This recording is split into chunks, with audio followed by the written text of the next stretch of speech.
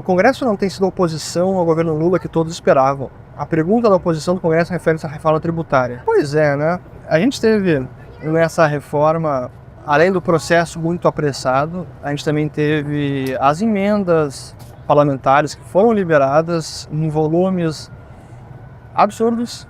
O que liberaram em uma semana, 15 dias, foi mais do que os 6 meses anteriores. E apenas no dia da votação, no dia de articulação, na verdade, que foi a quarta-feira da semana passada, dia 5 de julho, liberaram mais de 5 bilhões de reais em emendas. Então, será que eles aprovaram porque estavam preocupados com o bem-estar da nação e que a reforma ia ser boa para a nossa economia e sociedade? Ou será que essas emendas tiveram alguma influência? Deixo para cada um de vocês responderem. Então, a oposição, no final das contas, sim, ela tem sido bem mais fraca do que eu esperaria ou gostaria. Sentiu o cheiro da crise aí nos Estados Unidos?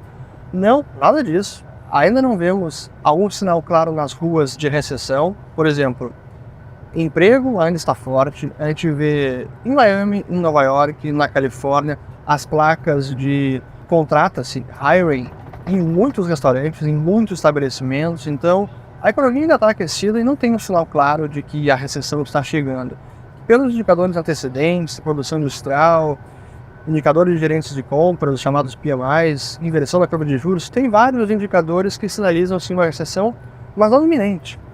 Então a gente não dá para perceber isso passeando por essas cidades. Talvez alguma outra margem industrial, margem interior, isso possa ser notado, mas por onde eu passei não consegui ver com os meus olhos a crise chegando. Aqui do Ariel, entre desemprego e inflação, qual evitar primeiro?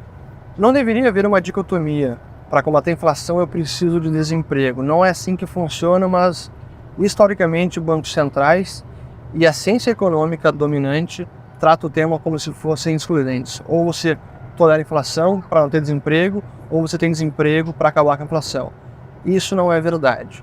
A gente tem vários países ao longo das últimas décadas em que o nível de emprego foi elevadíssimo, então taxa de desemprego muito baixa, e com inflação baixa, inflação controlada. Então, não encaremos como uma opção excludente. Ou você opta por inflação ou por desemprego, porque não há essa opção. Se rolar a luta do UFC entre o Mark Zuckerberg e o Elon Musk, você acha que o você é Zuck desde criancinha? E aí, eu acabei de ver uma foto aqui do Mark Zuckerberg no Instagram, ele bem forte, tá treinando jiu-jitsu. Pelo que eu vi ele lutando sem kimono, e pelo que eu vi já do Musk, do físico dele, nada esportista, full monte, etc. Eu colocaria as minhas fichas no Zuck. Acho que ele vai acabar com o Elon Musk.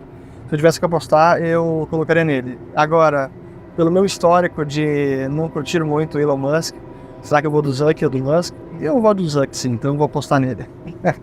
Acho que ele ganha. Tomara que saia a luta. Na tentativa de minimizar os ciclos econômicos, os bancos centrais acabam piorando a situação?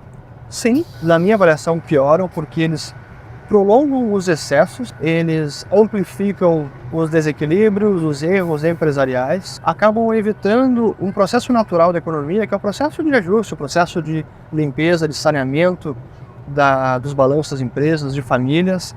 E quando o Banco Central interfere, reduzindo os juros, estimulando mais crédito, ele acaba obstruindo esse processo corretivo que é saudável. É ruim? É, mas ele é saudável.